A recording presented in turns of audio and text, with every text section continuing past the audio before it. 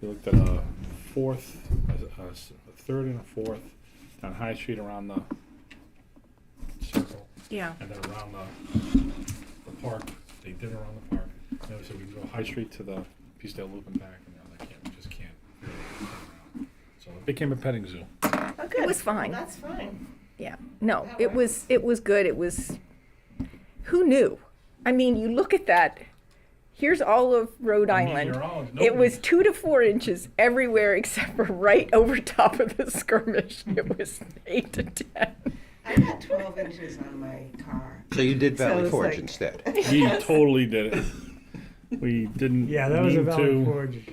We wanted Yeah. Valley Sure. Forge-esque, but Yeah. not. Yeah. All right, we're live, so Okay. welcome All righty, here we to are. your thing. All right, okay, are these the minutes? No, what is this here? Agenda. This is the agenda. Yeah, well, there's minutes. Minutes under. Okay, so I know I sent it out late, but here's the minutes if anybody needs to take a peek. Well, you kind of wrote them, so Yeah. I just kind of formatted them a little bit. So I when know I- you I'm like to reading it. format Okay. them after they're written, so I leave it as the general what happened. And Yeah. I know you like to do that. You Yeah. like to put your little, little thing on it, and that's okay. Motion to approve the January 8th minutes as submitted. Seconded. okay, well, we're jumping ahead, but okay, I'm sorry. that's okay. No, let's do it. We're two. Okay, it is 6:06 on Thursday, February the 12th, 2026. This is a meeting of the Bicycle Pedestrian Advisory Committee. If we can have a roll call. Neil Murray. Kenny Burke? Lisa Beth Sanford. Dorothy Hill Luke Murray. and Luke Murray. Okay. The minutes. Has everybody had an opportunity to look at the minutes? Motion to approve January 8th minutes as submitted. Okay, do I have a second? Seconded. Any discussion? None. All in favor? Aye. Aye. Okay, great. Alrighty. I'm hoping this is just going to go really quickly this evening. So correspondence and public comment. Anybody have any discussions, talks around town? Any messages from the public? Yes, there is let me look at the agenda, make sure it's not already on there. There is Gross Mart meetings that are happening within the, we're going to be hosting one on May 30th at the Church of the Ascension. And there'll be another one, it's their monthly, Okay. and it'll be on the May 30th, they're gonna be focusing on downtown Wakefield. Yeah, this is all part of the Main Street USA program, and I know that Lisbeth and I and also Ken went to the Wakefield Village Association meet and greet, and they talked about it there. So those are some great opportunities for us to see what everybody's up to and how we can help with any of the Main Street pedestrian, bicycle types of projects that they want to work on. Alrighty. In relation to that, there was, I just got the local paper, The Independent, today, and there was a letter to the editor there, lengthy one, promoting people turning out in regards to the presentation to the town council regarding the, the highway, what would you call it, the development plan that's been presented for the last few years, recommendations. You're talking about the Oh, good, I'm not the only. Fairgrounds Road? No. What I are you think talking about? I think it's the South. development of 108 and Main Street. It looked to be that I'll get the article to the members Okay. here in the committee and get it distributed, advising people to turn out. It's in regards to the development in which the individual is saying some advocates are trying to kill it, but it's to the one we attended where they talked about the development of up to Tower Hill or so. The more bring forward, you've looked at it as far as bike paths coming from South County Commons and such to get more Okay. public and pedestrian and bicycle access. Are you talking about off of Route 1? Behind the hotel? I'm talking at the junction of 108 and Main Street. Look at that development plan. I don't know. I mean, you're talking about Old Tower Hill development The Old plan. Tower Hill.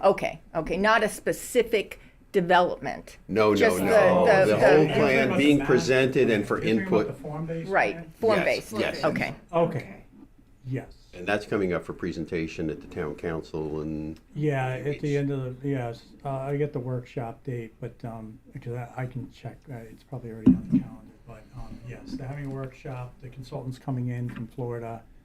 They had contracted with Daedalus to do some additional financial assessment of the plan. mhm. There's one particular business owner that is opposed to the plan. I think part of the concern is that that's going to like force business owners into the plan, and I think that's a little bit unfounded. The purpose is to future plan, Yes. so they can renovate the current box, but if they knock down the box and want to rebuild, they would have to conform with the new zoning. Correct. So, but that's all discussion and workshop with the council, so, yes, you're right, that's, all right, sorry, I wasn't sure where you're. Thank you for, pardon my vagueness right Yeah, now. no problem.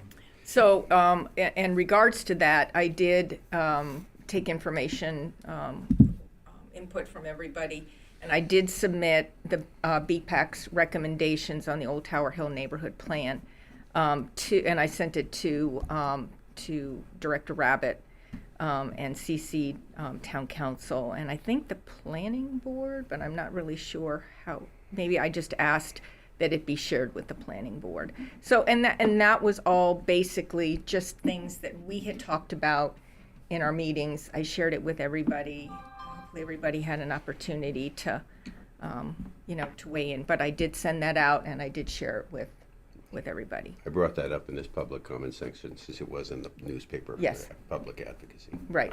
Okay. So, but I did send that to Director Rabbit. Alrighty. Luke had sent me a little notice on a grant possibility for the high school.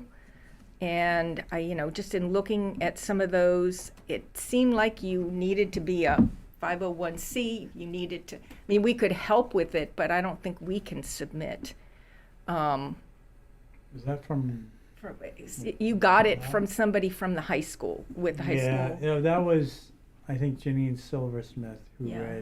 she used to be on the sustainability committee. Okay, And so she was just putting it out there that, Okay. hey, this is something that may interest Yeah. you. I think it was that one was the relatively low grant. Yeah. But I think you're right, I think it Yeah. had to be 501c3 and there were strings attached to Yeah. it. So and, I just sent it as a kind of FYI if you want Right. to take it up. There Yep. you go.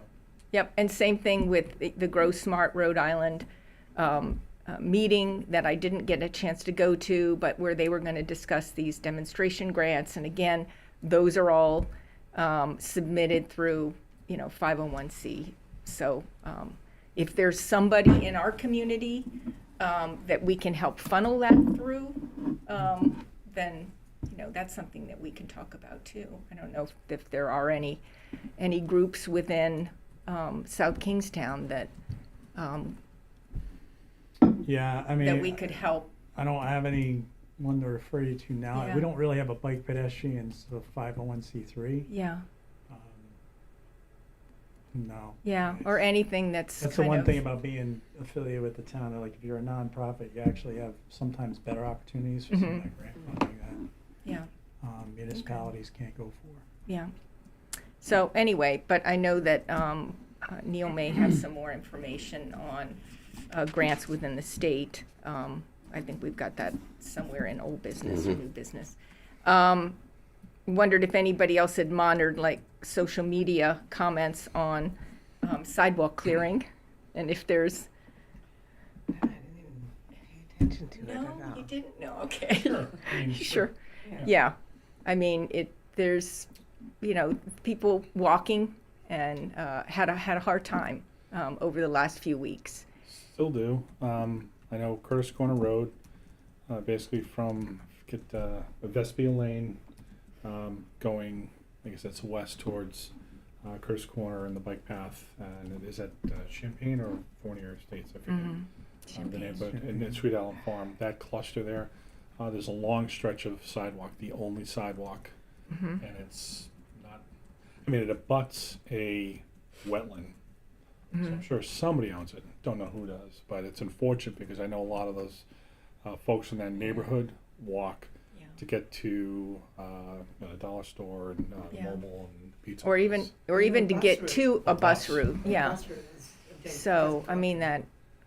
It seems like every snowstorm I hear folks complain that CVS right in the middle of town is a laggard. I'm not sure if they've cleared it yet, but in a highly visible area, it's so yeah. I mean, I think that it's something we should discuss and something that we should maybe weigh in on prior to the next year, as far as what, if anything, we can do. To the good, I've heard. I'm sorry, I didn't mean to cut you off. I've heard that there has been, some activity in terms of enforcement, and I'd say the appropriate measure, from my perspective, where they're giving warnings. They being, I believe, it's the police department. Yeah. So I believe that has been in play. We're all hoping for warmer weather, so it's less of an issue. Yeah.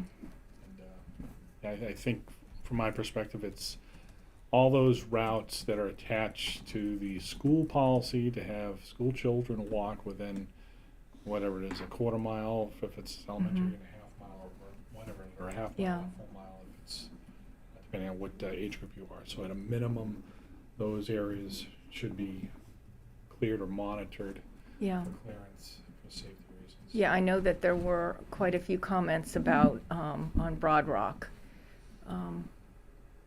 It just takes one homeowner not to clear in front of theirs and then drive people out onto the street. So, I mean, that is something that, as advocates for pedestrians, we should, support whatever enforcement, whatever we can. That's a subject I brought up about a year ago, and I was considering it on the drive-in today as well. Luke, I know it brought it up, and there was, some hesitancy. It almost seemed like on pushing it or enforcing it too strongly. Does the town have protocols and notice requirements and mapped out districts that under current, I believe there was a town ordinance to have the sidewalks cleared that was passed about 15 years ago. Are there established criteria and protocols for the town to enforce this? Yes. We issued over 90 violations the past two snowstorms. Our zoning official and our building official actually went out and tagged them. We do try to give them a warning. CVS was on the list. They've been a chronic violator. But you're dealing with a corporation that's looking at a relatively small amount in violation. But we can, now that we have a municipal court, we can bring them to municipal court. We didn't have that 2 years ago. So I don't know if you remember, but we finally got that up and running. And so now between tickets, local parking tickets, speeding, and then, we have a housing court now that we can bring them in if necessary. So there is enforcement. From our own crew's standpoint, there's sidewalks. We have a whole list of ones that we do. But I'll give you an example. Saturday they came in, they worked through the night, they were exhausted. So they reached out and said, listen, we can't do sidewalks today. We did get complaints that day because we weren't out there cleaning sidewalks. But we have a limited amount of staff, we have a limited amount of equipment. So Monday they came in and they were hammering out trying to get all this, the sidewalks done, to the point where the town manager himself plowed the sidewalk out front because he had gotten a complaint through a council member, right?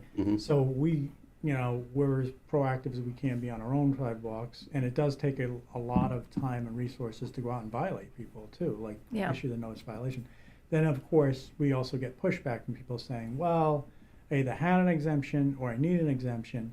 They didn't file the exemption. So there's a lot to it, right? It would seem relatively simple, but everyone's got their individual situation. So we haven't had snow in a while. Yeah. And so Right. I think the actual sidewalk ordinance actually isn't as old as 15 years. I think it's Yeah. only maybe 6 or 7 Yeah. max. Yeah. And we haven't had a lot of snow in the past few years. So I think this is really reminding people what this process looks like. And they're big storms. So, you know, we'll come out. I just talked to Bo and Todd today, our highway superintendent, assistant superintendent, who take the big, you know, brunt of this and the phone calls, and they're exhausted still. Yeah. But I think, you know, the crew is doing the best they can to get through, and you know, we'll come through this, and I think in a couple of weeks, and we're Yeah. just looking forward to spring. I know. So. But we have to remember this, because what can we do better? You know, investments in equipment and things that might help reduce the staffing. Is there any? But that's for the town staffing and the town clearance, but you're also Yeah. talking about the staffing for response to complaints that could be against private property owners. Yeah, and I'll get into it. I'll talk, you know, when it's my time to speak, I'll talk a little bit about the 311 system we're implementing, which may help and may not, you know, I don't know. But, yeah, I mean, we respond to a lot of complaints, and some of them are just against the neighbors and that haven't cleared their side, and the Yeah. other person has cleared theirs, and so it gets into awkward conversations because, so it's, nobody likes to be forced to do what they don't want to do, you know, and so you can violate them and you can say, hey, listen, you've got to do it or you're going to get penalized, but the question is whether they're going to do it or not, whether they're going to comply. Mhm. So, Just wondered if there was any way that at the beginning of the season, the winter season, there'd be a notice that would go out to everybody that was affected, everybody that had a sidewalk that was part of this. And then if you're not able to, like, in that notice, they can record whether they're able to or not. we typically do. We send out Okay. notices to everyone. Now, whether they, you know, there's no snow on the ground, so people, Yeah, you know, out of sight, out of mind. right, So we do put it out every Yeah. year prior to the season. We blast out a social media post. We try to get the word out there, in and amongst a lot of other postings that have to Right. go out for notification, so it can get washed. yeah. So this is social media notification is the methodology used right now. Primarily, yeah. I mean, it's just so costly to do print mail now. I mean, we only do that for, like, we sent out, or we're sending out for the rental registration, postcards, just small postcards to those affected, and that's, you know, over $10,000 just for that. Yeah, One Yeah. one small notification, you know, the bond vote, we sent out notifications of that. So big stuff coming up are brand new, but this ordinance has been in place, yeah, you know, so it's kind of like consumer education stuff. So we're just trying to get better. We actually have a new executive assistant who's doing a great job with social media. You may have noticed we've upticked a lot. I have seen She's that. doing a great job. She's putting out a newsletter now. So, you know, I think that'll be a little bit more consistent hammering of, you won't see one notice, you're gonna see multiples. Yeah. But some people aren't on social media. Yeah. You know, and honestly, some people don't even look at the newspaper anymore, so. Yeah, Anyway, Yep. so all that to say, it's complicated, but we're trying our best. Yeah. We're aware. Yep. And I just wanted to mention also, and I talked to Luke about this, but I heard from our former member, Jim Vogel, who is involved in the extension of the bike path through Narragansett. He lives in South Kingstown in Middlebridge area, but he's been on their committee and working with that, and wondered if there was anything that BPAC could do. He just wanted to kind of alert us that he was concerned that perhaps some of the funding the town may not use it, and the funding for that extension from DOT or DEM would possibly be not used, and then used, taken and used for something else. So I don't think that there's anything that we can do other than if we want to individually write letters of support. But as a committee, I think we've already discussed this, and I think deemed that there really wasn't a whole lot that we felt comfortable doing. So I think we said that we supported the town pursuing, resolution of their preferred path, yeah, and to make the connection. because we've been waiting Yeah, patiently.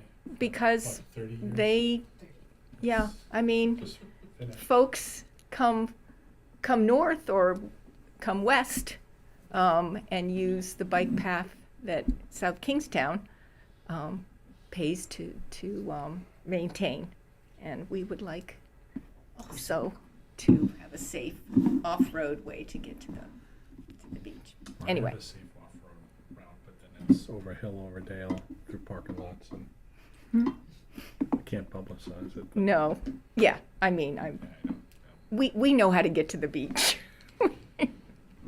But anyway, alrighty. I think from our last meeting and some conversation that I had via email with two folks that came to our meetings in, I think, November, December, Chris You know you don't. Sladinsky, and Tony Flynn, both said that they may not join us as members, but if there's any way that they can help in any specific projects, to let them know. So anyway, just wanted to pass that along. And I think that's it, unless somebody has something else. I do know that Rhode Island DOT is moving forward with their design build contract on 138, and we're standing by to hear further instruction, direction, potential outreach. Don't know much more than that. Right, Did okay. they formally reach out to you? Or They've got a just field happened? office in the Emporium. Maybe it'd be nice to, if they reached out to us. I just drove up there and talked to them. So are they, Yeah, it's like literally a stone's throw from your place. yeah. I was just, we haven't heard, to my knowledge.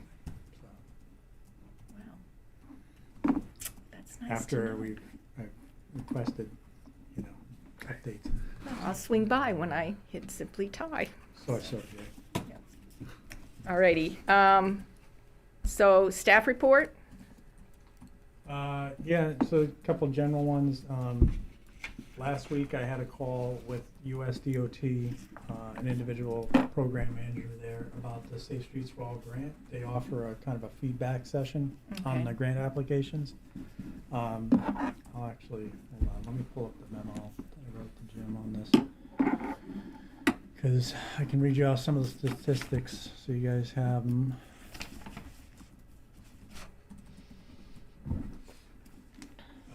So, let's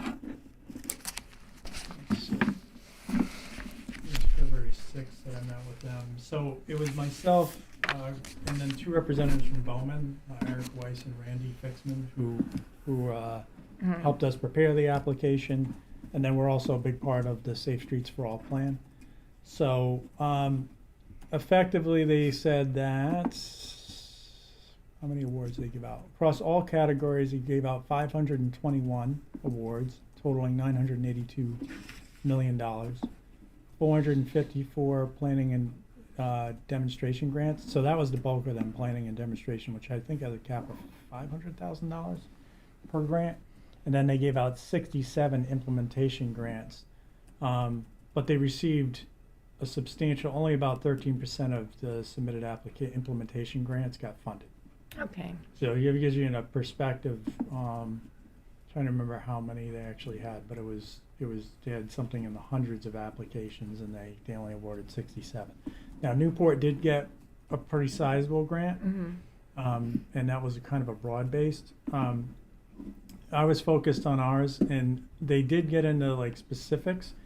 They essentially said, the bottom line was our application was highly recommended in almost all categories. And she said, you had an overall strong application. They felt our schedule was good, our implementation strategy was good.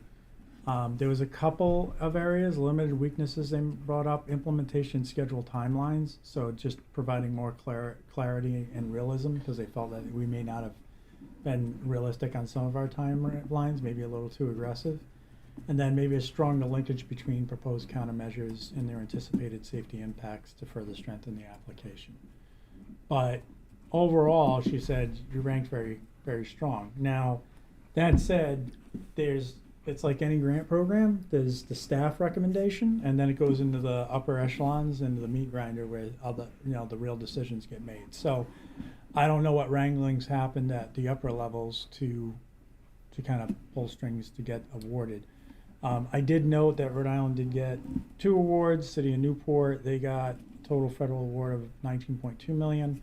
North Kingstown got a relatively modest award of $60,000. But in total, I think those were the only 2 in New England. So that was kind of an interesting, and I asked her that question. I said, can you explain to me, is there, something that, maybe there wasn't a lot of applications from New England, and she didn't get into it, clearly didn't want to touch that issue. But there are limitations. I think they can only award up to $150 million per state in any given year. So, there's that. So for bigger states like Texas or Oklahoma or wherever, there's that. Rhode Island probably wouldn't see that limit. So the effective strategy is, I briefed the manager, we're going to re-engage Bowman, shore up some of the weakness areas and resubmit, because I think we actually ranked high. So I think it's also a matter of who you're going against. So we go into another round, we may have lesser competition, versus the projects that were selected. Yeah. So, we already have a strong application. I didn't see a reason to reconstitute and completely ground up it on something that we don't know where we're at. At least here we have a foundation, we can shore up some of the weak areas and go back in and give it a try. So the NOFO, the Notice of Funding Opportunity, is supposed to be in April, and we'll be preparing an application for a submittal prospectively in June. Okay. So there's that. We did receive, trying to think bike ped related, we talked about snow. High school's going up, just FYI, that's going well. If you go by, there's a lot of structural steel now going up. They've continued to work despite the snow. We've hauled snow over to Asa Pond to keep them working. Yeah. So it is full-on construction mode over there. So if you get a chance to go by, take a look. Building committee now is focused on the development of Curtis Corner Middle School site. The Right. demo, the bid for demo had already gone out, but that included potentially preserving a portion of the existing building as a field house. The committee voted to go back out the bid to just get demo pricing. We had gotten demo pricing, but this is a purely demo contract. The feeling now is it was about $1 million to keep that box. And the feeling was that it was probably going to stay a dark box because it wasn't inhabitable at that point. It would still need substantial amount of renovations beyond that. So we decided to put it back out the bid. We're expecting bids to come back in, and we'll see where it falls. My guess is between 1.2 and 1.5 million to demo that building. And then will there be something else built there, a rec center there? So what we're doing is we split it up into 3 phases. Demo of the school, then we're moving on, we're in design on the fields. We've decided 8-lane track, synthetic fields with bleacher systems, and we're keeping the existing concessions, raising the field up to deal with drainage issues and whatnot. That's the second phase. And then the third phase, once we get pricing kind of fixed on that, because we have an $11 million budget, then we get into other, which is roadway, potentially relocating the roadway through the center of the site to kind of increase access points to parking site, and then potentially looking at field house storage other. We'll definitely have storage, and we definitely already have the bathrooms there that are staying. The question is on a field house, like whether we'll have funds for that. RIDE does not provide a reimbursement for field houses. It's just explicit, they do not. So if we're gonna do it, it have to be a town commitment. So there's a couple options on that we'll get to later, but that's kind of where we're at, is we're focused on the field right now and getting that development done, and we want to get, so the demo of CCMS should start going around April, and that'll be, potentially done by summer, and it'll be a field of green. So Tell me what a field house is. lockers, bathrooms, places Okay. to change, typically, where the 2 teams can come in and lay down their stuff, get their equipment on, and get Okay. out to the field.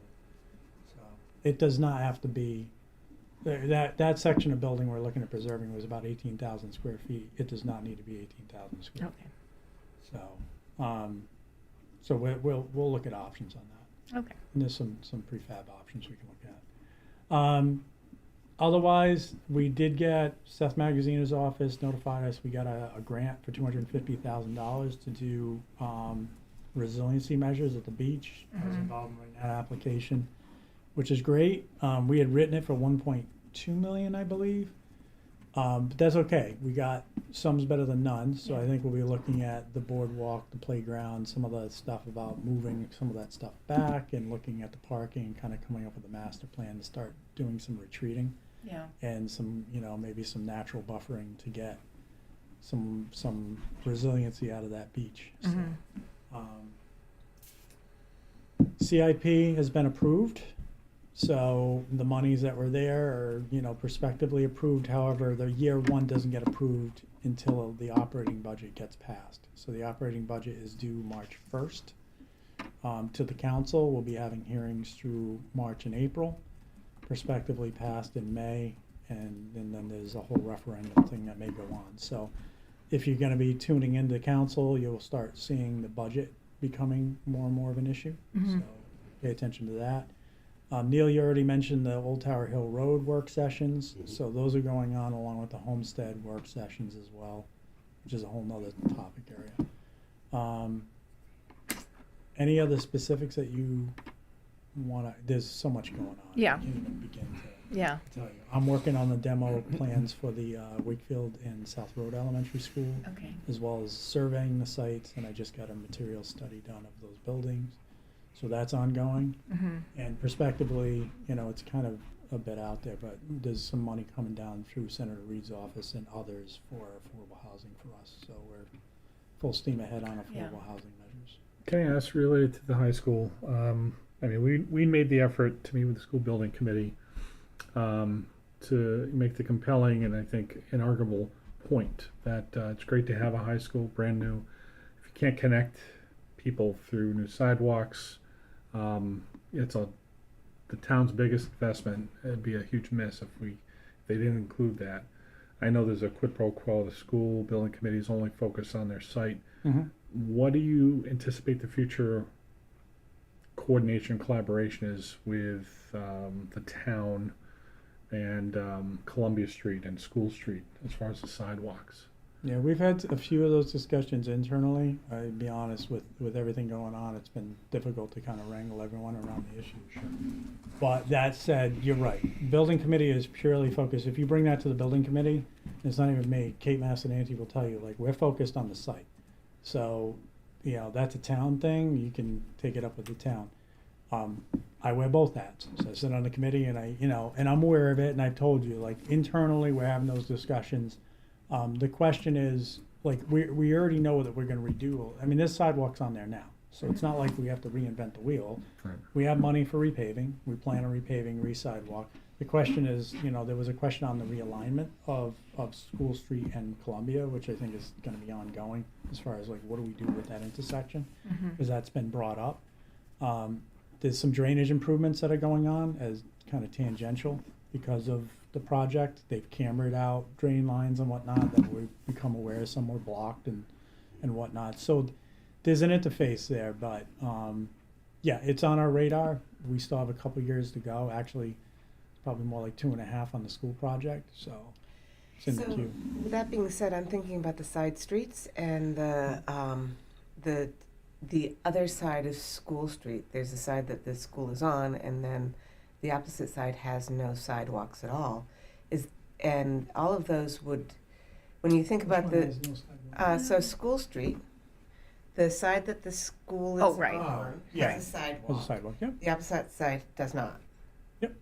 And I'm thinking, you just made me think about people coming in from the other neighborhoods. As the town grows, I'm thinking about the new development on Holly Street and on Oak Street, and there will be people who are there who are right in between the commercial side of town and the school side of town, and therefore wanting to walk more. Most of those streets don't have sidewalks. Are we considering them at all? Short answer is no. Short answer. Damn. Yeah, I mean, I'm if just- you want I'm- the real answer, you know, those are lower traveled streets, right? Oak Yeah, Street. right now, yeah. Well, I But- mean, it's built out, right? They're at capacity of what the build out would be primarily. I mean, Yeah. there's a couple that went up, but for the most part, it hasn't changed a lot over the years. They're walkable without sidewalks, and people walk them.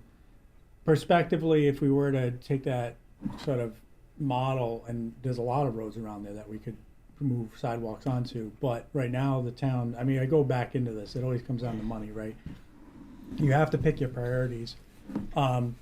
If we happen to get a Safe Streets to Schools grant or something like that, that might be an opportunity.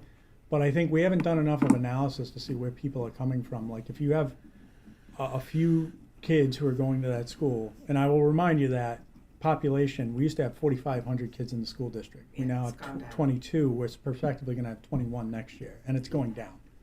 So it's continually going down. So like that school used to have a much bigger influx of children who prospectively walked. And what we're finding more and more is kids aren't walking. They're driving, they're getting driven, you know. I mean, they're not on the bus because the buses are underutilized. So it's a fair point. There is sidewalks there now. They prospectively work fairly well. Yeah. We haven't gotten a big call for additional sidewalks from parents, actual parents who are saying my kid Okay. can't walk. Kersey's the only one that recently came up, and that's because I think it's Lori is the Yeah. one. She's been advocating for that for like Yeah. 15 years, and so you know we've done design efforts there. But as you know, that one alone, that for example, is upwards of $1 million just to install that sidewalk on one side of the street, because that Yeah. one actually does have a sidewalk already on the other side. Yeah. So it's similar situation. So if you apply that, you know, let's say it's $500,000 to $1 million for Oak Street, and then you know you also have to involve the neighbors who may not appreciate it. Where is Oak You know. Street? Between Main and School Street, think of behind the bowling alley, you've got one. That's and then Holly. That's And Holly, then the next one, parallel, next- the next next block one up down. is Oak. Okay, okay, And then Because beyond that the- is Cleveland and. okay. Yeah. Because I know that the new units that were built there on Holly, they have sidewalk, they put sidewalk in. And then it Except ends, for one. and then it ends, and there's kind of a vacant Well, there's lot, the and fire then there's the department. fire The fire, department, yeah. so there's, It's nothing there. It's haphazard. yeah, I just walked on it yesterday and Yeah. realized that. Yeah, and stuff like that where private development, like you probably noticed even next to the police station, right, they put in a sidewalk. And a lot of that's Mhm. negotiated as part of the development plan. So a lot of times the planning board will say, well, if you're having it and it's connecting, like most developers will acquiesce to putting in that sidewalk. But sometimes there's a missing connection. And so what we do look at is, all right, there's a missing connection here. You know, at some point, we need to maybe fill that missing gap. So like in that situation, we may look at filling that gap. But full-on sidewalks, just to put them in, there has to be an express data need, you know? Like we're seeing a high volume of children walking down the street. Yeah. And it has to be data-driven, because if we were to just apply a method, like, well, it just, Did the Safe Street for All submission have a volume? I don't recall seeing that in the submission as far as data on volume of traffic or pedestrians on sidewalk.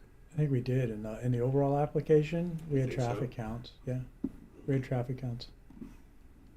And there's a lot more data on Main Street itself, because we Mhm. have traffic incidents, all that, and it has sidewalks now. So that one, very defensible. Why I was thinking, and you mentioned it Yeah. briefly there, is you'll have the resubmission of this Safe Streets for All, Mhm. and you're talking about a 2-year or such window for the high school. Can it be on the plan to consider the area around the high school for a Safe Streets for All submission next round? If we can make the case for it, because again, if we have regulations, we have gaps in regulations, needs, Yeah. you throw the term school children in as a factor. I think North Kingstown was the second town to get it, and I believe they got their grant was for cameras on school buses. I'll have to check. I don't know what their grant was for. I'll double check on it. I know it's, just as a reminder, the goal was net zero. And it was really rooted in the data. A lot of it was rooted in crash data. We have almost zero crash data around the high school. Mhm. Like most of it, quite honestly, is on Route 1 up near the tower. Mhm. That's the big hotspot. There were a few hotspots in town, but none of them were in that zone. Mhm. Even Main Street, we had more, but it wasn't our highest hotspot because logically they're going to be on your higher traveled corridors with higher speeds. Mhm. Route 1 is the biggest hotspot. So I would say no, because quite frankly, I don't think it would qualify us. Like, it doesn't have the data to support it. Main Street does. Route 1 would, and I know there was a talk about overpass and other things. The issue with that project is you almost need to have a design in place and a real plan, because doing an overpass or underpass or whatever you want to do to get across is not like a small venture. No. So a lot of funders are going to say, all right, that sounds really good, but you've got to deal with the state, you've got to deal with, and they may not even allow it, so there's a lot of logistics to that. So that's kind of where we ended up on Main Street. Yeah. But, and that's not to poo-poo the idea. I see where you're going with it. Now the safe routes to school, which I don't even know if it's still active. I don't know if you've heard anything on that, but that was a big program that had done a lot with schools, and that one would be That would be the program. way So if you we want to have to look into go. that one to see if there's any activity on that, I haven't heard about funding coming out of that program in some time. But that was that program was specifically for stuff like you're talking, And that's a federal program or state? federal. Yeah, and it was kind of like a Safe Streets for All. It had, but I don't know if it ever got refunded. That's the thing. Okay. That's all. If you guys have other questions on stuff, I'm glad to answer them. I don't know nothing. The last thing I will say is sustainability, you probably have heard, has been dissolved as a committee. That got, essentially their mission got folded in the Conservation Commission. So, which makes sense. They had a lot of overlapping goals, and they realized that, so the membership decided, it was actually them who said, we feel like it's better fit for Concom. So we've made that move. Yep. Okay, good. Alrighty, old business, It's a continuity of staff report on town activities. The first item on old business was, has there been any feedback on the summary we had? Oh, yeah, well, there you go. Sorry, skipped ahead. On which, is that? This was the Safe Streets proposal for for All, or- for the inclusion of public Oh, inputs okay, yeah. on For that. CIP. So I did meet with Rich and the chief on perspective framework. However, we talked more about the general framework, about what entirely, like, even just consideration requests, what does that look like? So I made a bunch of notes on what the framework could be. I had mentioned the Dedham plan that they have up there and how they kind of consider requests for improvements and other things.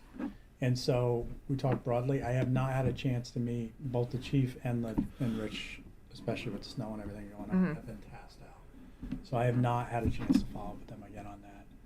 So that's where I'm at with it, is we had a good first meeting, but we need to reconnect to start hammering out some more details of what this thing looks like. Well, and again, the goal had been to try and get some input for a springtime meeting. Yeah, and I mean, if I'm being honest, I mean, we'll look at it, but with the pace, there's this, and then there's everything the council wants done, and there's a lot. So where, priority-wise, yeah, even beyond the budget, there's just a lot of initiatives they want to undertake, which is great. But all that takes staff time, and so like some of this other stuff has to get tabled to focus on. it would be nice if there could be, some, at least for, maybe for next year, because I don't think that the Oaks project, pavement project is gonna happen this year. It may not even happen next year, but that seems to be the one that's gonna draw a lot of public input. That would be great if we had something in place so that the following spring we could, there could be, some public opportunities for people to, to weigh in. Because I think I can't remember the road, but it's what is the road that was in the CIP for the, for this year? With Bradley Bradley Hill. Hill? Gravelly Hill, Gravelly yeah. Hill, So, and I don't think that there would be as much public input on that. I don't. Yeah, and even that may change it. We have the pavement improvement plan coming out that Beta's done based on their assessments. and Oh, they right. Really drilled down in data, so, Okay. when that gets presented, I'll put that out to you, but you're probably gonna wanna sit down in that meeting, cause it's gonna Okay. get Yeah. presented out to council at some point.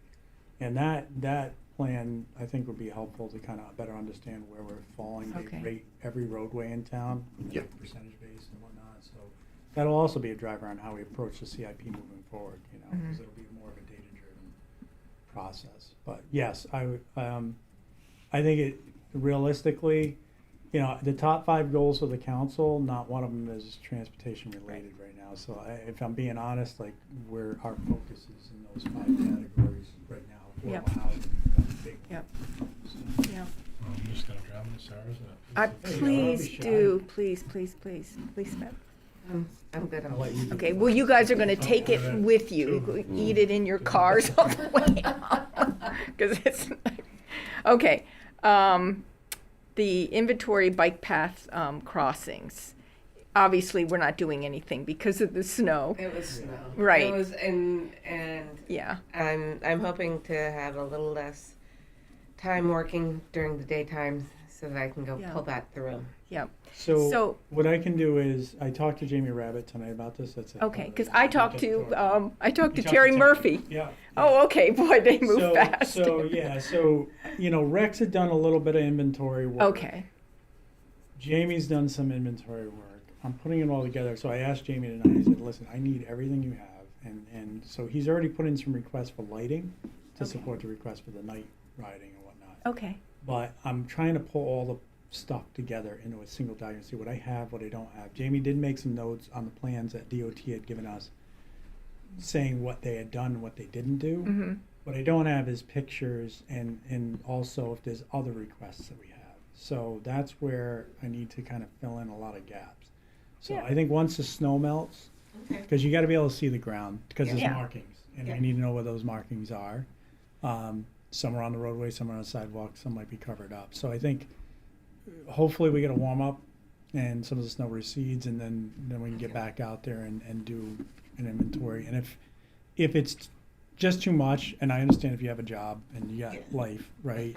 We can go out and do it. I had pitched it as something if you want to go do it. No, fine. I think- I really you kind know. of want to do it Yeah. to see what it's like Yeah. and all of that. It's just so. With that being said, is there any specific way that you want to see the pictures? Do you want to see them all horizontal in the same kind of framework, or So do you want to? why don't we do this? Why don't you give me? Why don't we connect?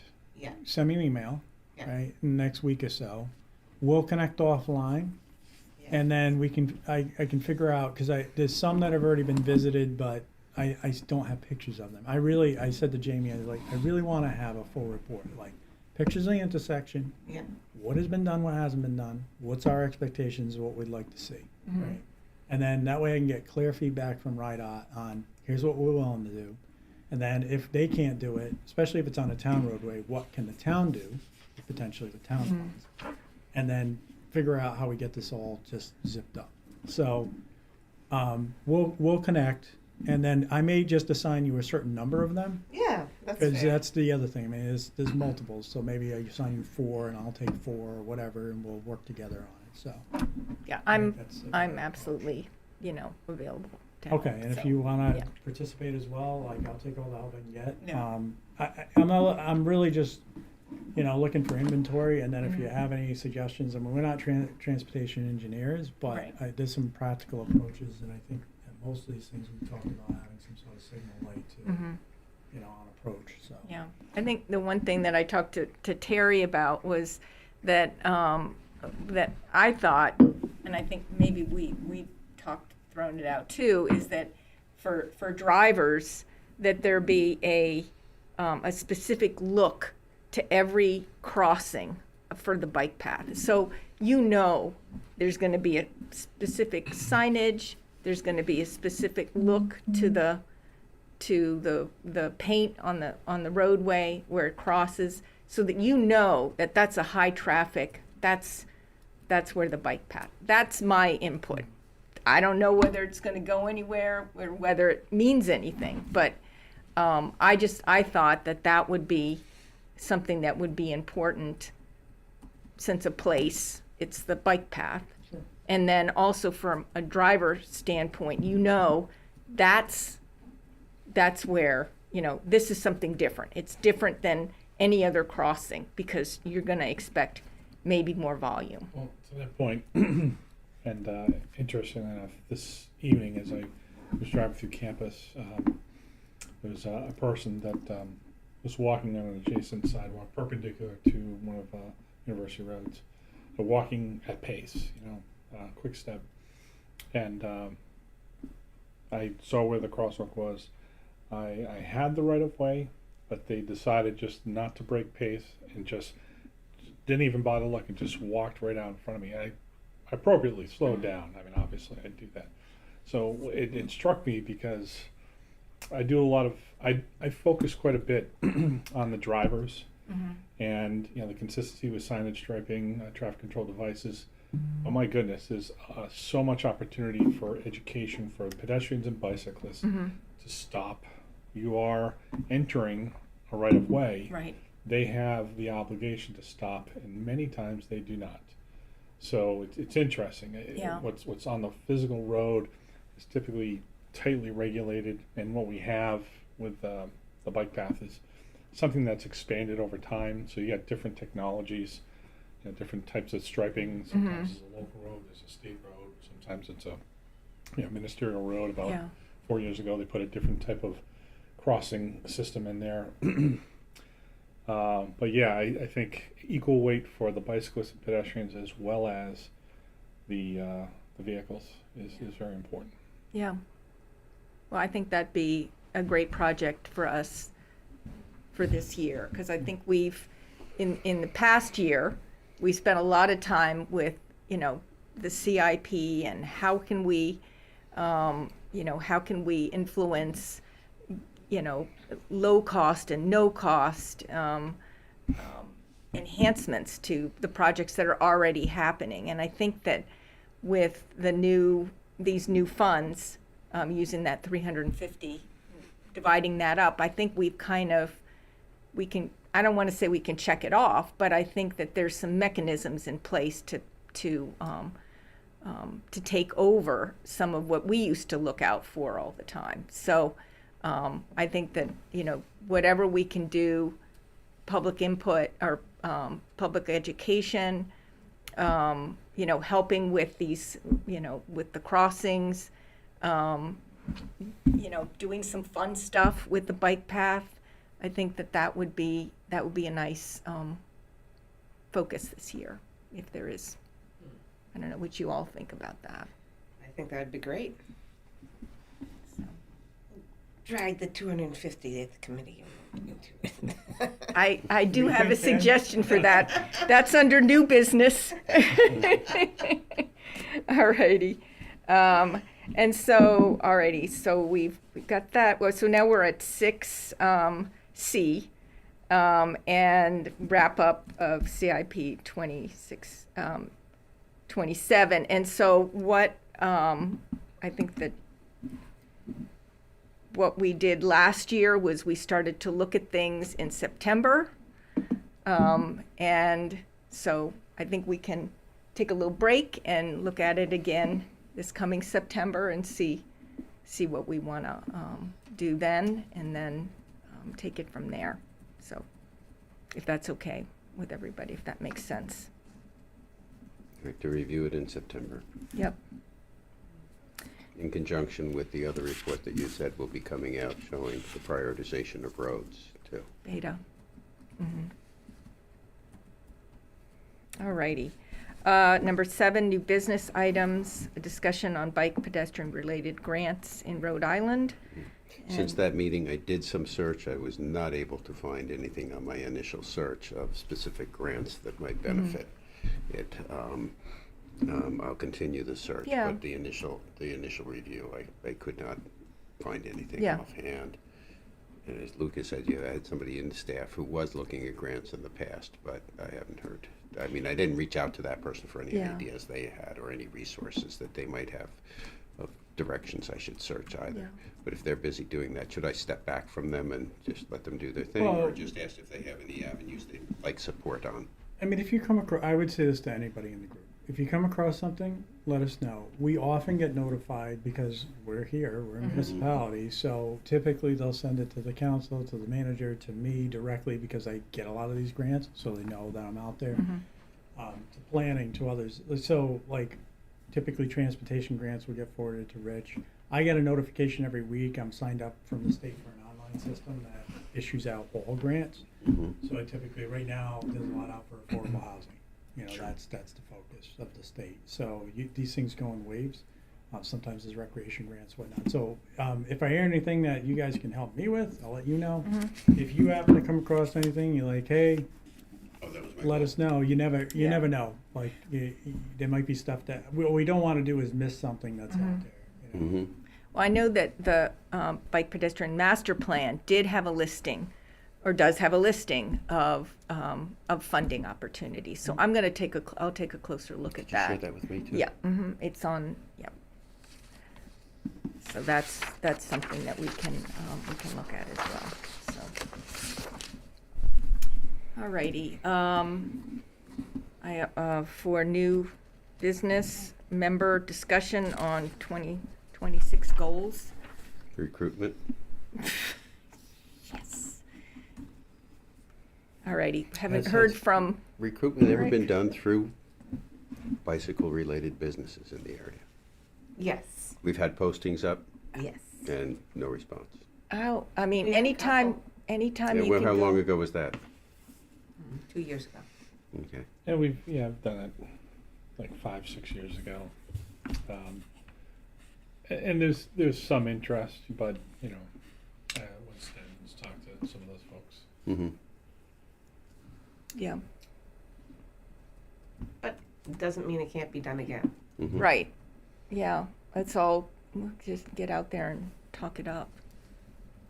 And to that point, like I actually spend my time doing Stedman's and Mythic. I like going to Mythic and Peacedale, Okay. and maybe we could just, I don't know if there's a flyer or something we can put out there, and just talk to the folks out there. Yeah. Just, hey, anybody's community minded? You see them out there? Yeah. Just point them at the. Yeah. And Matt at NBX, he's a SK resident. So, they do a lot with some of the I don't even know what it's called, where they've been going around Old Mountain Field. Yeah. What, mountain It's biking like, style? it's like, and It's like, Pumping? Like, no, It's- it's like it's a street bike, but they're riding it on a Tra- grass yeah. trail. yeah, So it's cyclocross or something like Yeah. that. That's what it's called. yeah. So anyway, but he's involved in South Kingstown, so I mean, I hopefully there's some other folks there that we can, but yes, I would say recruitment is a big thing. And I haven't talked to Eric in a while, but I think he's traveling some, so I was hopeful there. And I think Josh wants to rejoin.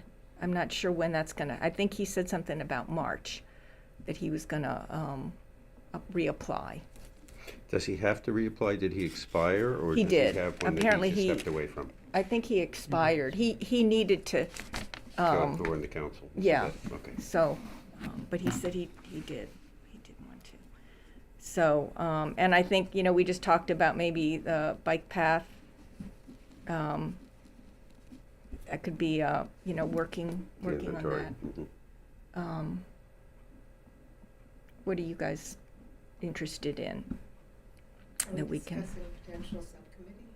Well, yeah, no, we're in goals, but I think that we can probably combine those because, I mean, there are some things, I wish we had some more members to do some subcommittee work. We had liaisons at one point so there was somebody that was at DPS, there was somebody from the police department, somebody that was at Parks and Rec, that we would just kind of make sure that there was some communication between us and those different committees.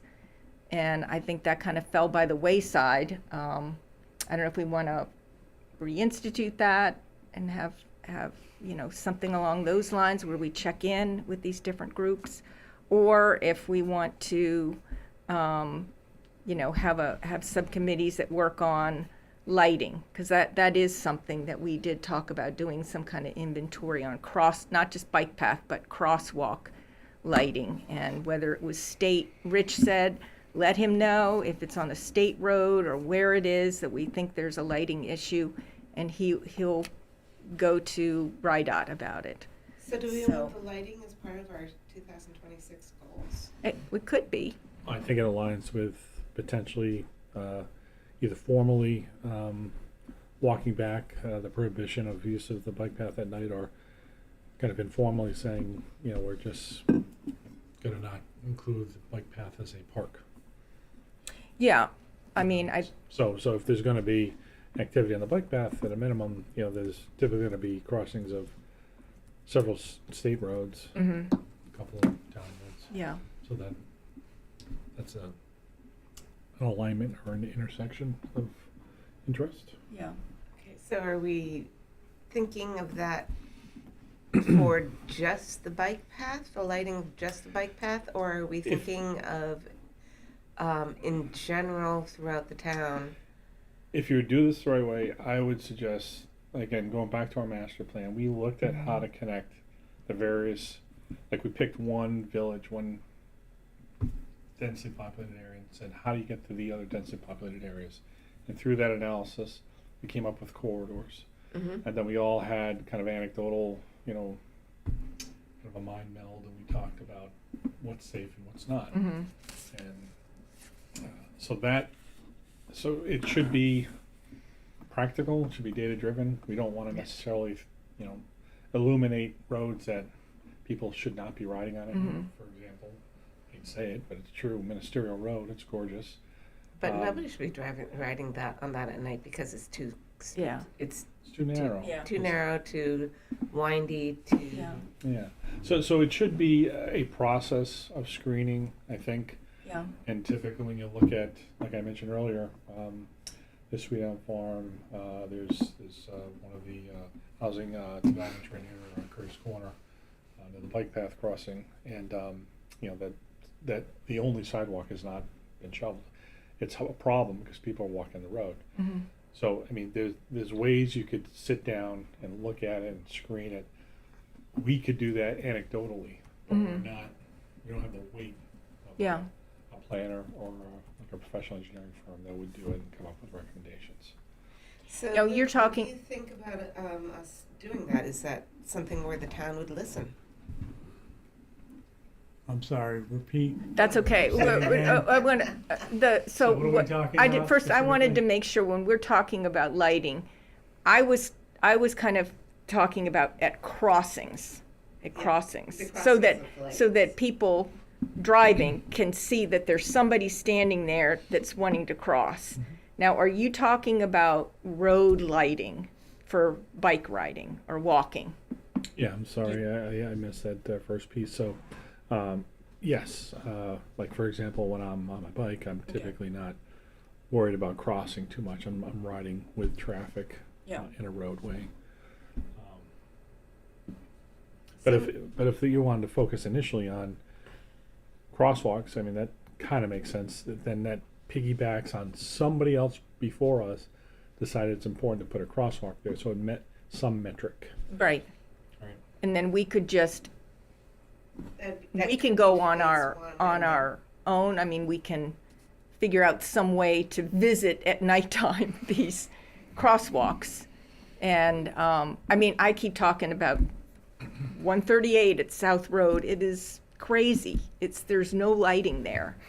And I know that was one of the things that the state looked at when they were talking about that area there. Do you know, Luke, is DOT back charging municipalities for like the lighting tariffs? So no. Okay. What we did, we transferred, what they did was anybody who transferred over to LED lights could petition the state. There was a point where the DOT finally relented and said, if you've transferred over to LEDs and you petition us, we'll eventually take those lights. So they actually have taken our streetlights on state roads over. They pay the lighting bill on that, they pay the maintenance on that. Okay, So we only own and are responsible for town lights. okay. Which is a good thing, because it saves us money. Sure. Yeah. Yeah. And I'm sure DOT's saving money by converting to LEDs, so. That was sort of the idea at the time, is that, you know, a lot of the municipalities said, why are we having to be responsible for these things? So the savings, the net savings really got transferred over. And Is, the DOT saved a lot when they converted all the highways. So they kind of banked that savings and they put it towards the municipal lights. yeah.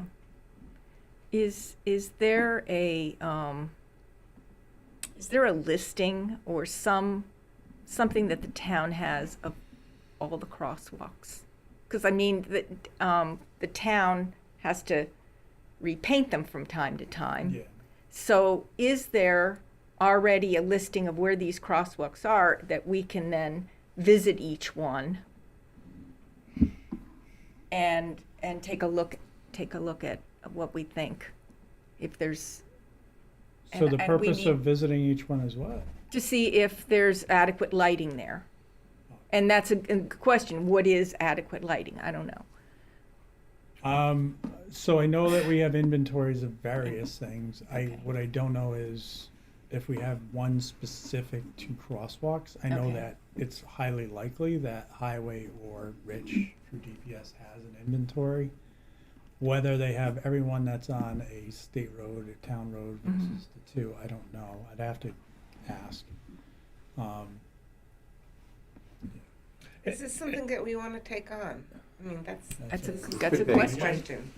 I mean, I guess the question becomes, you know, again, I always go back to this, right? Your advisory to council, like, what do you want to actually take on? Like, what's the specific ask? Because if it's too broad, Well, I guess, you know, we're looking at pedestrian safety, pedestrian bicycle safety. I don't know. Maybe we ask, Council. But I think to Luke's point, like, why this topic? Like I can tell you, like, I'm in support of lighting at intersections because I almost got hit at Curtis Corner and South Road, and it was only partially lit. It's a wide intersection, yeah. two intersecting town roads. Well, because I had a discussion with Rich probably a year ago about a lighting situation, and he said, just let me know where you think we need better lighting or on a and I'll get in touch with DOT or we'll look at it. So- That's the only, and that's just been on in my notes So somewhere. it seems he qualified his offer to be on state roads, and that makes sense if the state is going to fund it and pay for it. Then there's a little risk for the town to have more illumination. There are standards for lighting, so it depends on what you're trying to illuminate, right? So it gets complicated because it's geometry and it's it's just infrastructure to do. Does the town have a GPS-based inventory of the streetlights that it's responsible for? yes, is the short answer. And can it Where be it overlaid actually on is, the I r- don't think it's on Access. I think we have it internally. But Yeah, and it can be when we did the overlaid on road conversion, maps, though. Yeah, yeah, when you do the conversions, and I only noticed, I wasn't involved in this conversion, but I was in charge of the conversion for Warwick, where we had over 9,000 lights that we converted. And one of the first things they do is they GIS map everything, because that's how they manage the conversions. They update the GIS system. So I'm sure we have a shape layer where all the streetlights are. I guess my only advice would be you guys get a lot of different projects. Like, for the size of us, yeah. so I guess my question is, like, what makes this the priority? Like, I'm throwing is it out. Yeah, That's it. That's all. I'm asking the question. I'm Yeah. not saying it is or This isn't. is a but, like, workshop what session What of- makes that rise to the top, and then, I'm not saying it's a bad idea. It's just how do you want to approach it? Because I'm sure not every crosswalk is Well, this is why, again, we went through the bicycle and pedestrian master plan, and we came up with the BPAC. So we had Which I a have reasonable, right. you know, technical basis for, but not through a consultant. Right. So it was enough for us to say with some credibility that this is what we went through. We looked through the whole town, and there's, from our view shed, and that's really all we could hang our hat on, our anecdotal knowledge of town infrastructure. This is what we think is a priority. If it's lighting, if it's crosswalks, if it's lighting at crosswalks, if it's, you know, striping, no cost options. So I think any one of these items you point out is worthy, but then to be defensible, you have to measure it against Yeah. everything else, you know? Right. Like, Right. I'm happy for Lori and Kersey Road. We're seeing the fruits of that labor, but it's incredibly expensive. And there's a lot of need throughout the Yeah. town. Yeah. Well, I'm looking at what we have on, you know, kind of old business, new business, and we are moving things off of our plate. And I want to make sure that we are looking at what we, you know, at what we want to do. And maybe this is, you know, maybe it's looking at the BPIP. BPIP. And maybe it's looking at that and saying, which one of these things can we, or, you know, go through them and say, what are the things that we can use that new funding for? To ask, you know, Rich for here. These are the things. I'm just throwing it out there. It's what? It's fair because, I mean, it must have been, it was over a year. We went through, you know, I mean, our this is planning process. amazing. So we, you know, but it took that long Yeah. to do that, to feel comfortable and confident that, yeah, this is, we've looked at most of these areas as residents, as volunteers, right? And how did you do that? Did you divide up parts of the community and each person went? No, we sat and, well, first of all, we spanned the pandemic. Right. We were actually shut down for a while, as many public bodies were. And then we resumed remotely for a while. Eventually, and we bit the bullet early on. We said, you know what, it's just too broad of an issue just to throw it out to the public without a basis. So let us do the legwork, and we'll present our findings. And we did that. We had 2 public meetings at the rec center, and we validated, you know, our assumptions. Not that we were trying to just kind of force it, but it was pretty comprehensive and it was well attended. And I think that's both the good and the bad of this level of effort. It's such a large amount of information. I mean, some people have things to say, and we accepted comments and we responded to comments, but it's a large lift. It's a large lift, which I think, reflecting back, makes it difficult for somebody in the public just to walk in and say, "Wow, you did all this work. I guess it's okay." This is one version of it. There were some people that spoke up, and we held, you know, the meeting in Matunic. We talked to them about our thoughts out there as well. We had some good feedback. So we're continuously trying to update and amend the BPMP as well as the BPAC. Yeah. So that could be one of the things that we want as our goal is to review and amend BPIP and BMP, BMI Master plan. master plan. Just to make it up to date. Just review and update it to make it more timely. Mm-hmm. Because we're going to have a lot of changes only with the changes of the school structure. Mm-hmm. That changes everything in the town population. You don't have 4,000 kids going. Yeah. You have 2,400 or 2,100.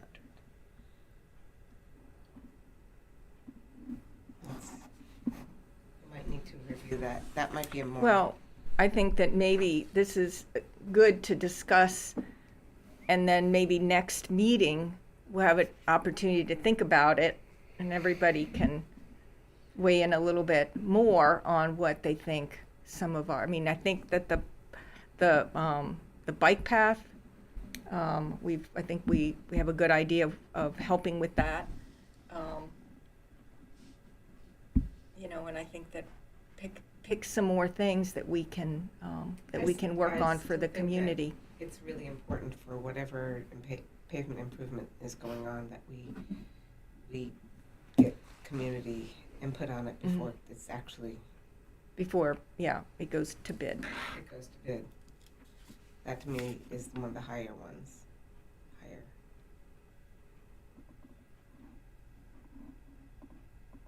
Okay. Well, what's interesting is we're outside the envelope of the town's budgeting process. So the CIP has been adopted.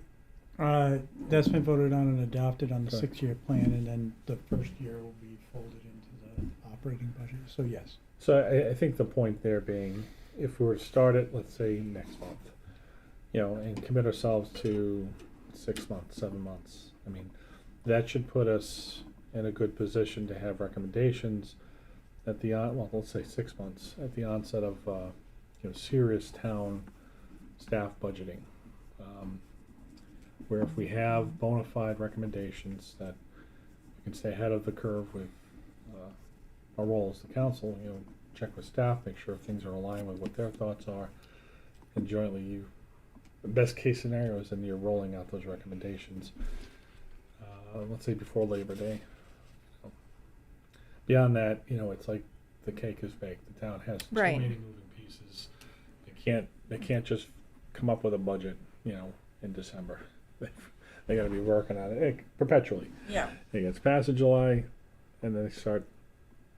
Maybe have a month break, and then they're back at it. Yeah. So when we're talking about, That's just one option. yeah. I'm sorry to. No, I like throw it. out there. I like it. I like that we say, okay, we're going to look at, but I think we need to decide on what it is that we're going to look at. Now, maybe we're looking at the bike path and making those recommendations. But it also could be, let's look around the schools. Because you have specific areas around the schools that you have in the improvement plan. I like where you're going there because, again, the town's largest investment is happening right now. It's the high Yeah. school. And that is a unique opportunity to knit together downtown Wakefield, through the high school, to the Village of Peaceville, at the Guild. And eventually, if we make a compelling case, if we have community support, you could have some avenue through the Oaks to get to the rec center and areas beyond. I mean, that's very neat. And if you shoot right up School Street, you're right there on, connecting to Old Mount Field, which ties in all the planning that Jamie's doing with. Well, that was, as Neil was pointing out, the zoning changes that they're looking at for that Yeah. whole corridor. yeah, and that was something that Terry and I talked about, the connector coming from South County Commons, and then, having some signage or, reworking that to come through Old Mountain Field from there, by the dog park, and coming around through, and then with a way to go and link up with the bike path. And that might be Church Street, because that's the direct way. Between church and school. Excuse me. Right back. I mean, it's dizzying the volume of work that's out there. So I'm trying to stay back. I've been on the boards of the committee since it started. So really interested in what you folks have to say as well.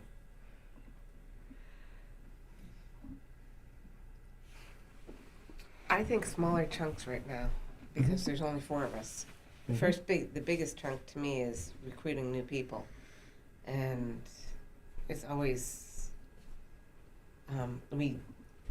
we now have people mostly from Kingston and a little bit from Wakefield, Peacedale, but we're not even thinking about the other parts of the town at all, like the other population centers. And when you say, and I like the idea of knitting the community together with safer connections, but the question is how is that going to be? We are to communicate with the town council. We really haven't done that much. I think we might need to go step in and see, what do you guys want from us again this year? What do you want us to focus on? Because without that, then, I mean, we can say, we want to do this and that and the other thing, but I know from experience what happens when we say we're on our agenda and they say, ooh, not that agenda. So we have to make sure that we're aligned with Yeah. what they're, and if we can even knit it together with the future affordable housing and future development projects, that's important. I said I was going to speak a little because things are kind of flaring up a bit. As far as go-forward strategy, as I think about it, is we have to have a strategy. And that strategy could be based on what the town already has as commitments and what it has as sort of pledges of support, which are not firm commitments. And looking at what those are, and then looking at the two areas that we are to focus on. One, pedestrian. What do we focus on as far as safety and development and promotion for pedestrians? And cycling. What do we promote as safety, promotion of the use and the developments, and according to all three. Coming up with those as clear strategies should be able to help us also present to prospective members saying, here is what we are working towards. Would you like to join us, rather than we have a committee? And say, within this framework, within these targets, what can we do to advance each of those? And if we can come back to the next session with those clear outlines, what is the town committed to? What do we need to advise the town on to live up to those commitments and to live up to in support statements on each of these? So think of the categories specific to each of those two. They shouldn't be that distinct. The theme should be the same. And where do we promote safety, Yeah. increased usage, and increased development of them, rather than trying to do the master overlay? And then we can start to target in segments where we can get some of these things done. The reason I asked before about the overlay of do we have a GIS of where all the street lights are, because you're talking about going and visiting all the streets. If there's a GIS overlay and you can look at the streets and say, whoops, this is a major, and focus on the major intersections and the existing lighting there, based on being informed by the town records, you've got a starting point, rather than doing the broad thing. By using maps and targeting major routes and potential conduits. Yeah. But it's the focus on those details is what I would propose, and that if we can come back as a group to the next meeting with those statements, with reviewing what the town has already pledged to, and moving forward off of where there's a foundation. Yeah. And Luke, you have that from the I'm sure town you've lived this, council. Ken, but that's where I'm Yeah, going. from all the good. town council, what their priorities are. There's a listing. The goals and objectives? Yeah. Yeah, so, Is that what we're talking about? Past minutes, past statements of support, past. You're talking about like affordable housing, the high school. Well, how did this would all tie into it. We have to work independent because we can't manage the affordable housing. We can't manage. No, but the high our school. aspect of it. But how our aspect would feed into that. But the affordable housing is going to be what it is. How can we build it, and then we can do the overlay. Oh, by the way, the following commitments were made. Embed those. The following thoughts were expressed by the council. Embed those.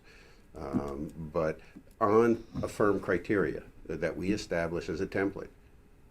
Does it promote safety? Does it promote usage? Does it promote access?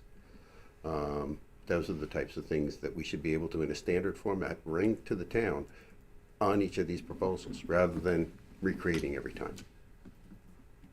I support that. I'm hopeful that based on the town's pledge for the repaving of Columbia Street, that they've already got funding identified, or it's in the CIP.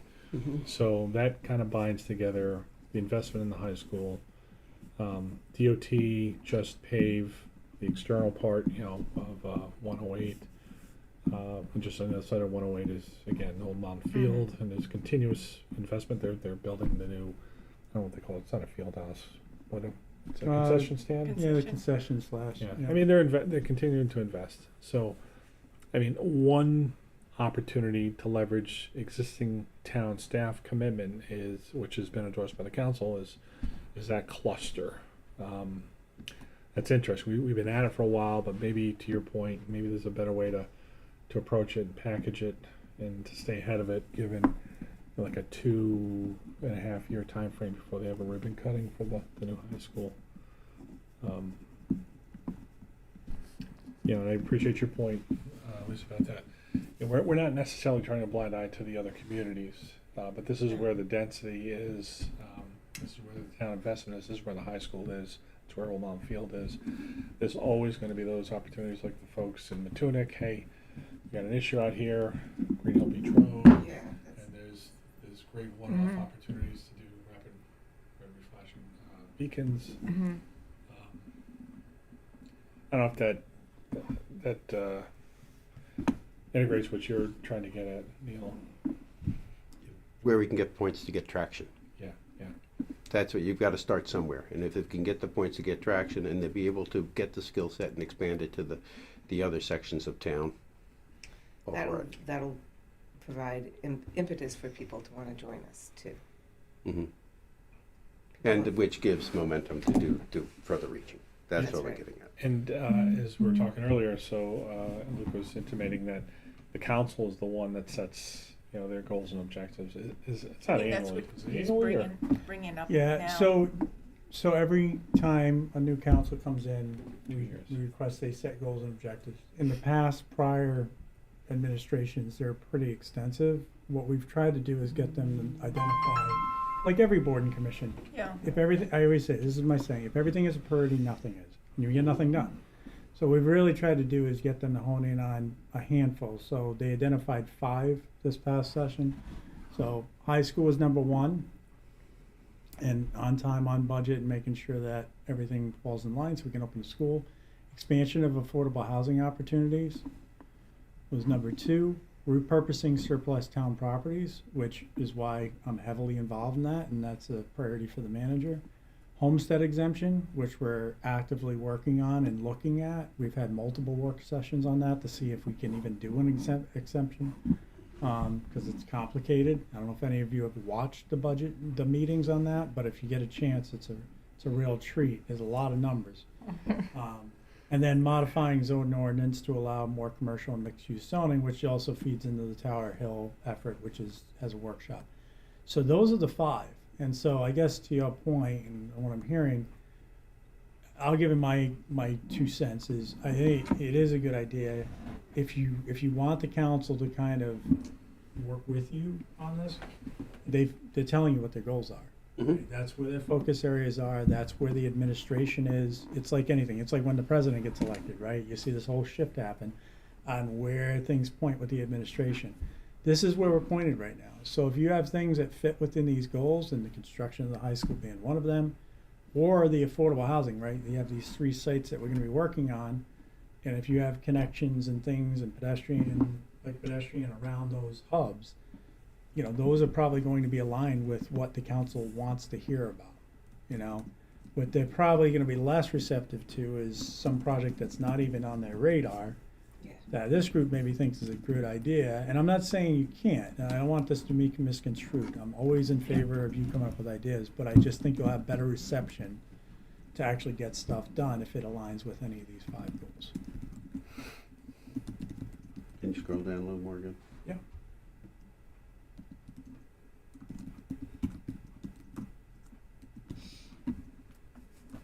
basically it comes down to the modifying zoning ordinance on Tower Hill Overlay District and how the modifications should accommodate pedestrian and cyclist activities. But Well, there's I nothing would against say private that land. if you look at South Road, Wakefield and Oliver Watson, there's also a lot of opportunities there, because if you're gonna be putting, you know, especially Affordable South housing. Road, if you're putting, that's a substantial site. Mhm. Right? So, now, the good thing about that site is it abuts a public park, and it already has a bike path. Which connects to a Pretty bike much path. connects right there, right, Mhm. so that one's a fairly low-hanging fruit. But I think you guys did weigh in on some of these already. We did, you yeah. know, And so We- that's good, but I We, think. the we key really is- have provided a lot of letters this year Yeah, to and, the good. town council, and the so. requirement for sidewalks and crosswalks and appropriate signage to get to the other side of South Road so people can get to the bike path or to other neighborhoods. But that may be where you wanna, like, internally, it's easy, right? Externally, keeping connections through this new future neighborhood and getting to the future neighborhood and to the Mhm. park and making sure that maintains public access and things.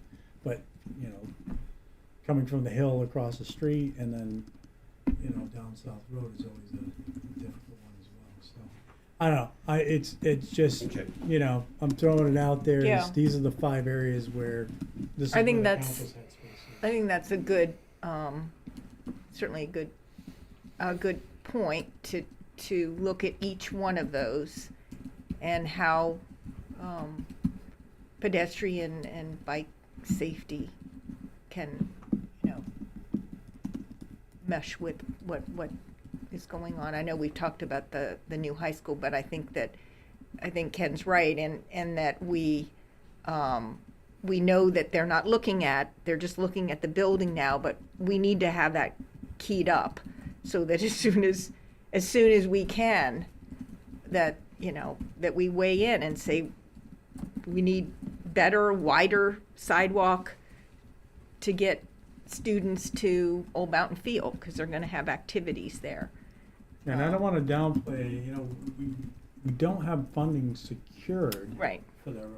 We have it in the plan. right. Because it's in the out years, but that doesn't mean it gets funded, so, and especially if there's additional enhancements that you guys are looking for, that's not in the budget, so if there's recommendations this group has and that need to be funded, that's all stuff that has to be advocated for, Mhm. right?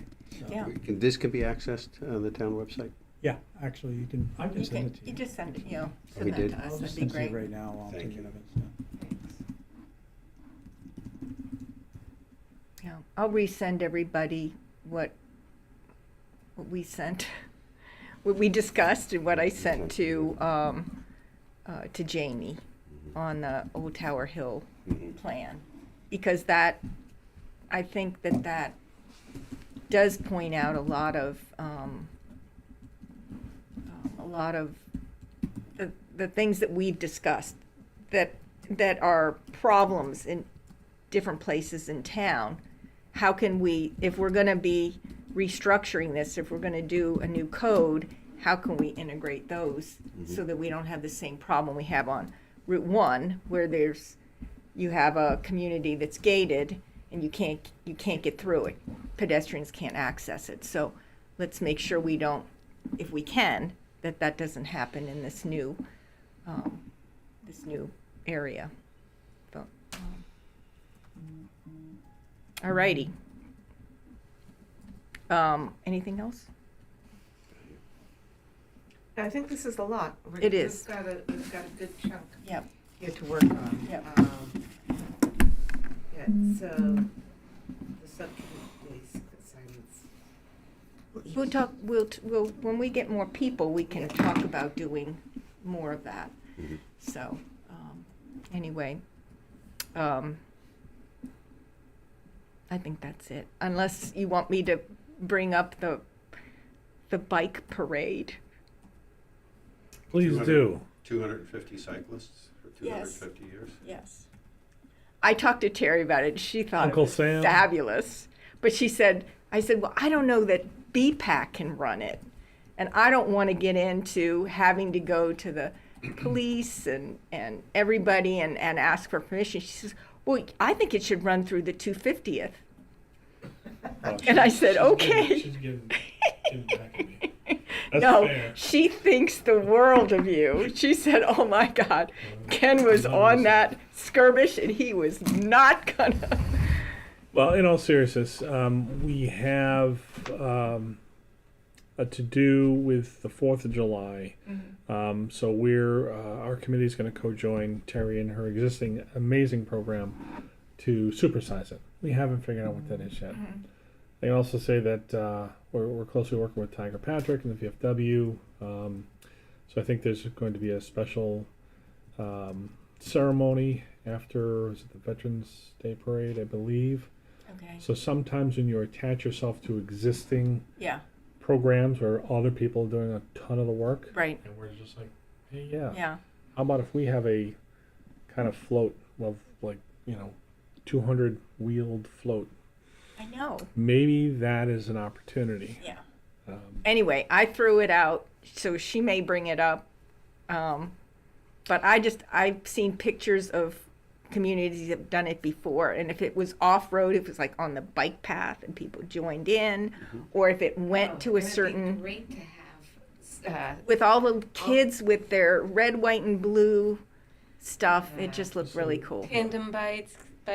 Eric Shear with his Unicycle. the unicycle crew, the Yeah. whole. Does anybody have a penny? What do they call it? Penny farthing? I forget what are those? The original bikes on the big. Oh gosh. Well, We can ask. we can ask. Somebody might. She thought it would be good to come down to town hall, have everybody converge here, and then do a flag raising or do something like earlier in the day. And I thought it should stay on the bike path, but who knows? Could just Yeah, I don't come. know what other venue you're gonna have a bike parade on. That's not gonna cause too much of a problem, but on the bike path, if you can promote it for 250 cyclists on the bike path. Unless And you. everybody stops at the Narragansett Town Line because you can't go any further. Pardon that sarcasm. What's the bike to Can we work? blip that out? Bike to school event. That's usually in May. Yeah. It's usually like May. Yeah.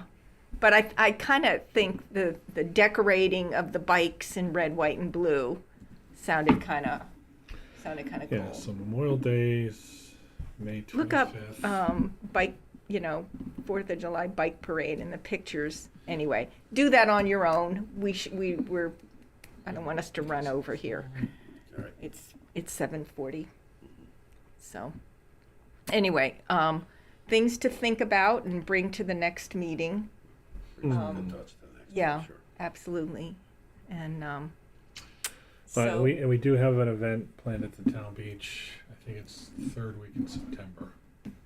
So if we weren't able to do it, if we can't figure out how to do it, spring or summer, in the fall is an opportunity. But that's Matunic. It's a little bit different.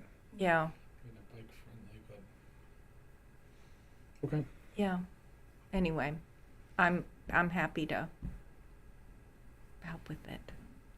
Okay. sounds like fun. Yeah. Alrighty, Closer. Ken. I'll make a motion to adjourn. Second. I second. All in favor? Aye. Okay, here we go. Thank you. Alrighty, thank you, everybody.